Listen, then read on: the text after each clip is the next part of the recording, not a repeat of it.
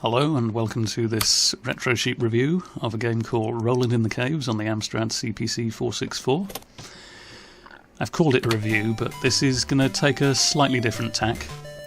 This is going to show you a bug in the game, and it's also going to hopefully show you a little sort of cheat that you may not be aware of. And it'll finish with a dodgy chroma key experiment. More on that later. So yeah, you're trying to jump around this cave and escape this pterodactyl and try and get out one of the exits.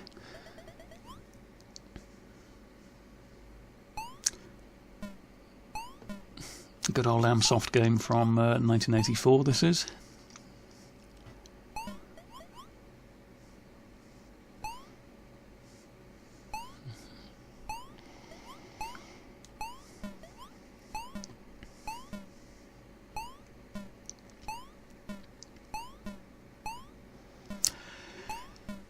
Okay, now first point of interest coming up here. You don't have to leave the caves immediately.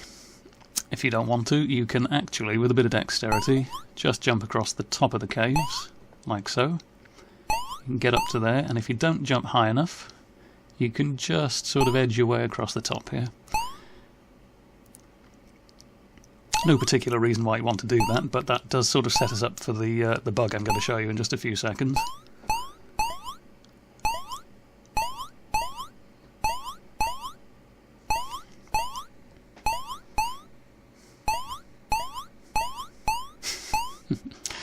So you can go across the top, and if you're feeling particularly suicidal, you can jump back in the caves again.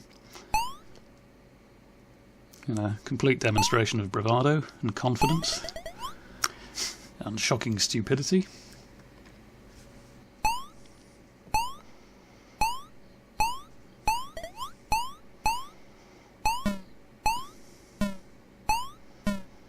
And round we go again.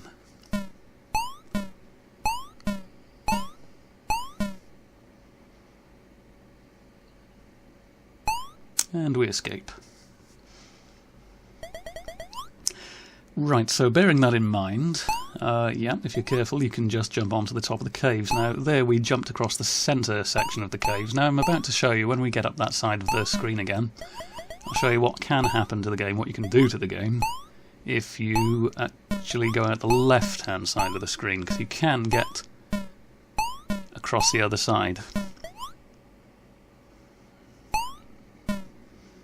So we'll just come around here again. Just avoid that plant. Okay, so first you need to get onto that ledge on the right, and then edge your way back, and then with just the sort of critical size jump, there we go, just across there. So now we're primed to try and force all sorts of glitches in this game. Or one glitch anyway. So now what happens if we go left?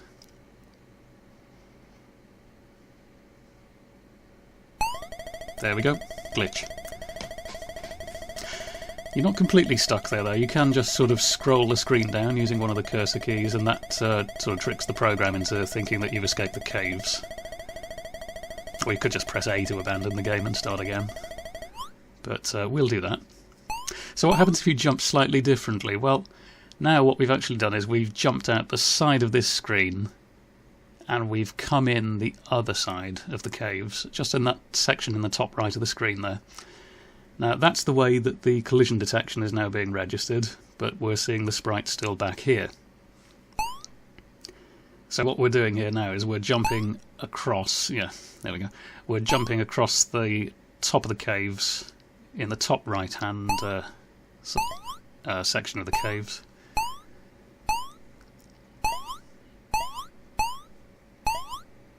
And you can see all the evidence for that.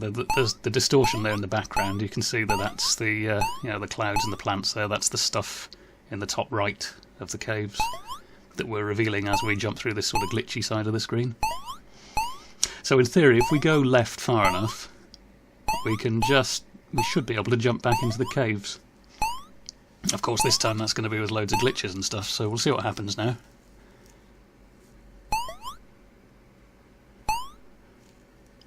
So a bit further left.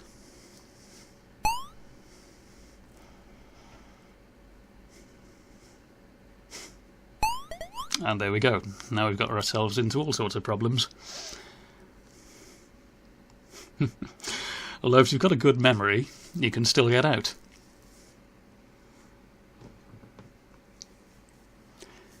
If you remember the first section of the caves, you can get out by basically jumping up the right-hand section of the screen. So if you start off with a jump to the right, almost sounds like the Rocky Horror Picture Show, and then keep jumping left and right, remembering the ledges that are in the other portion of the caves that we can't see at the moment.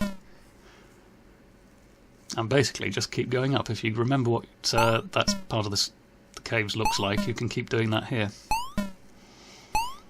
And just to illustrate, we're at that bit where those flesh-eating plants are. We'll just jump into them. There we go. So, yeah, clear those. And it should now just be a jump to the left to get out of the caves, if we've remembered things correctly.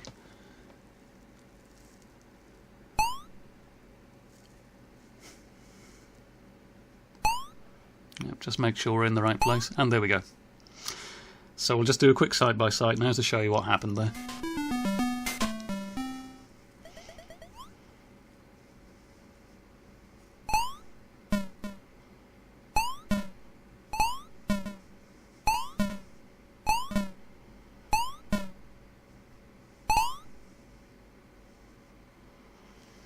As you can see in the buggy version there, the platforms are appearing there. They're being revealed where we've jumped, so that gives us a clue as to where we are. So there we go, that's the bug in the game. So now in a few seconds we'll move on to showing you the sort of little cheat. Now, this is something my brother, my older brother, used to wind me up with this when I was young. I always wondered how he got a massive score.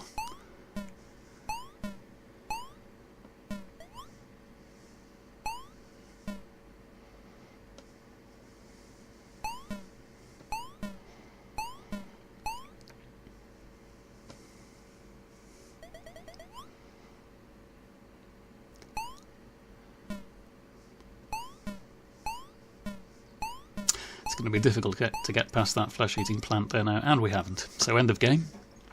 So moving on. Now this next little sort of cheat that I'm going to show you, it's a good way actually of having a level select sort of feature in the game. When the game starts, if you hold down the down arrow and scroll the screen down, you can confuse the game, like we saw earlier, into thinking that you've actually escaped the caves. So we'll have a look at that now. There we go, we're holding down the arrow. So we're completing level after level, and notice we're multiplying our score out by 10 each time, so that's going to create problems in a second, because there aren't enough digits on that scoreboard. So there we go, gone from about 9 million points back to 0 again. And that's important because not only is that your score, that's also how many jumps you have left. So we're going to find now when we go down into these caves, we're not going to be able to jump because we have none left. We've multiplied them out back to 0. And 0 multiplied by 10, always 0. So there we go. Into the caves, jump, and no score, even though we can, in theory, reach level infinity doing that. So, yeah. Why is that useful? It's basically good because in those days you wouldn't have your save states and your snapshots and things like that, so that was always a good way of advancing to the later levels more quickly. So then you could play those later levels at your leisure. So yeah, a good way to get a high score out of this is to only use this cheat a few times. Just get yourself up to 9 million and 9.9 or whatever. What we're looking to do is to actually complete a level and have as many 9s on that scoreboard as we can.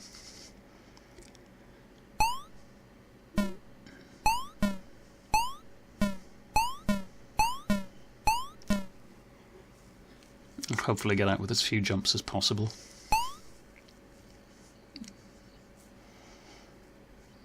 So clear that plant, or try to.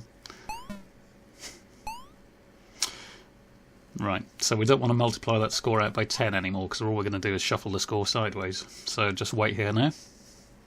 That pterodactyl will see us off.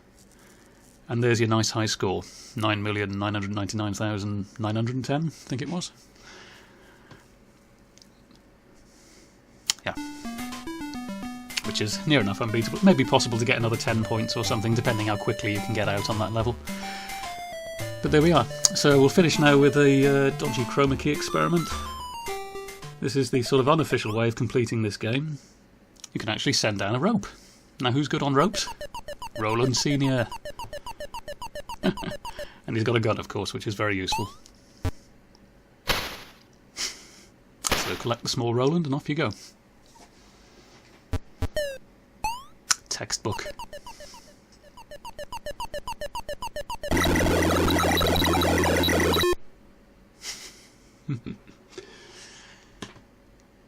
Right, so that's about it. Like I say, this has been done to death on YouTube. There are so many reviews out there. So I'll leave it at that. Hopefully that's shown you one or two things that you didn't know about. And if you did know about them, then well done.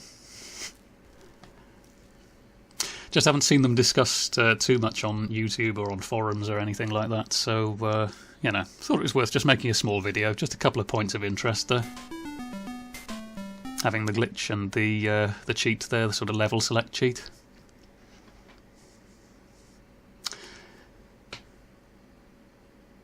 So yeah, I'll leave it at that. Thanks for watching the video, and all the best.